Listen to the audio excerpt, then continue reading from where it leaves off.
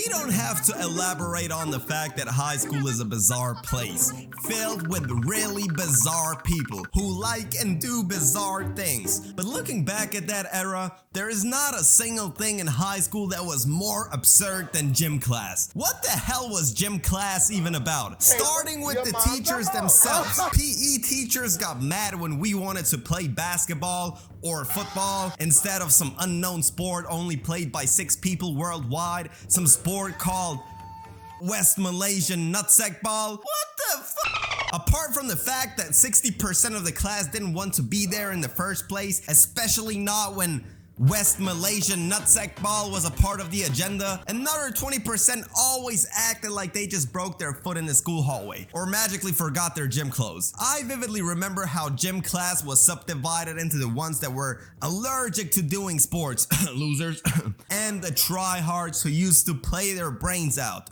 me. Tryhards used to go all in, no matter what we were playing on that day. Football, easy. Basketball, easy. Let me dunk on you, weird boy who is just standing in the corner, minding his own business, clearly signaling to everyone else in that room that he is not feeling well in this environment. The winner takes a 3-2 lead in this opening round series. Morant. Oh! Tell me how my nuts taste, bro. Get dunked on. And I kid you not, even when playing West Malaysian nutsack ball, some used to go all in. These motherfuckers had literal rivals in gym class, going back and forth with each other like Naruto and Sasuke. Like, chill, bro. I promise you, your crush Loki doesn't even give a fuck about you being super athletic. Some random 25-year-old will pick her up after school anyways. Don't even worry about that, fool. And God forbid the baddies were watching. Goodness gracious. We turn into prime LeBron, prime Messi, prime Tom Brady when the baddies are watching. Whoever was in the way, be aware that you're gonna get crushed. Sometimes gym class was so heated, literal fights broke out. All of that over Malaysian nutsack ball? What the f?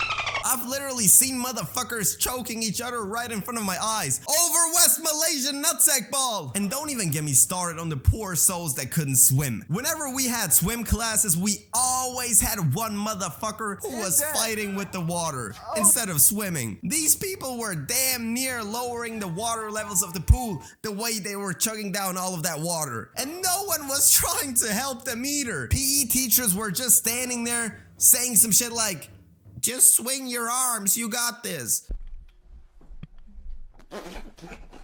Bro, this man is quite literally sinking to the ground right in front of your eyes. Now combine all of that foolery with PE teachers torturing your ears with the worst type of music out there. Sometimes I feel like KSI solely goes to the studio to make music for PE teachers. Like, no, bro. Thick of it is not gonna motivate me to do more push-ups. My ears are crying for help. And God forbid you had a PE teacher who was overly strict, thinking we are a subgroup of the US Marine. These motherfuckers always used to forget that the class didn't only consist of healthy, athletic individuals. Like, what about slightly obese Mikey? What do you mean we're gonna go for a run at -4 degrees? You want Mikey to suffer from cardiac arrest? I'm sorry your dreams of one day becoming a great military general got painfully crushed.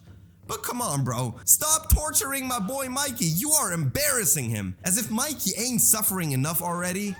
Being a little obese was a death sentence in gym class. You are picked last every single time. And you know what's gonna happen every single time. It is your own personal humiliation ritual. And it was always them obese boys who would get annihilated in dodgeball. Some motherfuckers always be doing way too much, bro. However, I gotta say, for some reason, them last picked fellas, they were great goalkeepers whenever we played football. I don't know what the scientific reasoning behind that was, but damn.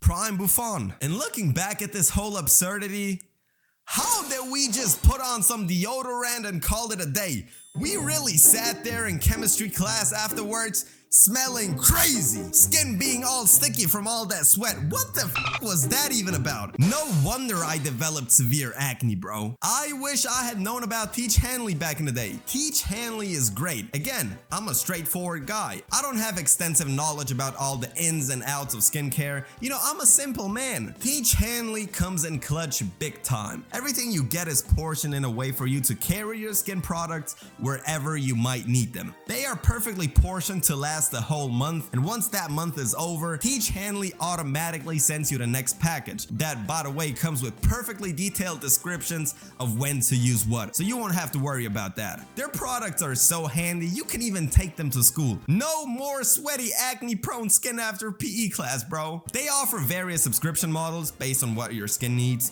And if you don't know what your skin needs, fill out the skin quiz on teach.com and find your routine. Click the link in the description to get 40% off your first skincare box plus a free gift. For the free gift, you can choose between a body scrubber or a nail or grooming kit.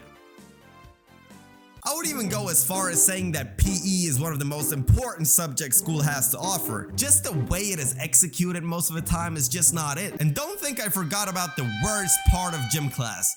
The locker rooms. The smell of this heinous place was downright gut-wrenching. It smelled like something was decomposing down there. Combine that with the smell of cheap deodorant, and you got yourself the biggest torture trap known to humankind. The boys' locker room is a concert venue, a fight arena, a torture chamber, all of that at the same time. And what the fuck was even up with all the male PE teachers walking into the girls' locker room, bro?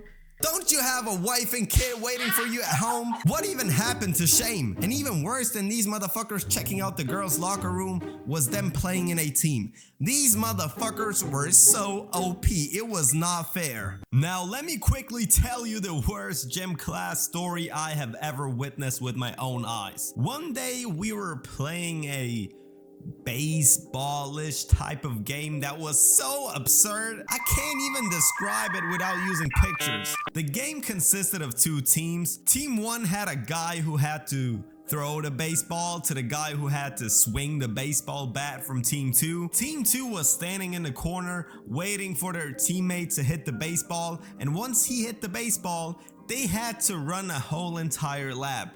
Team 2 had to recover the baseball and throw it into the basketball hoop as quickly as possible. Once the ball goes through the net, all the guys that haven't finished the lap would be eliminated. West Malaysian nutsack ball. The problem with this whole entire fuckery was that the guy who was throwing the ball and the guy who was trying to hit the ball were just mere inches away from each other. This was a recipe for disaster. So picture this. It was this one kid's turn. The kid who was garbage at every single sport in existence. Team 1 guy throws the ball, not expecting anything.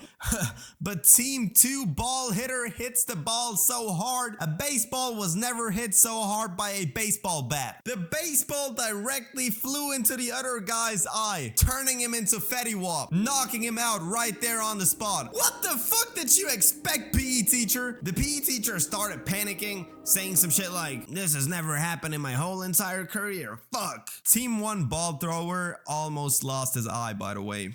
Very angry while trying to strangle my balls. Wipe my ass with some butter while scraping shit on the wall. But honestly, overall, I like popping an Adderall while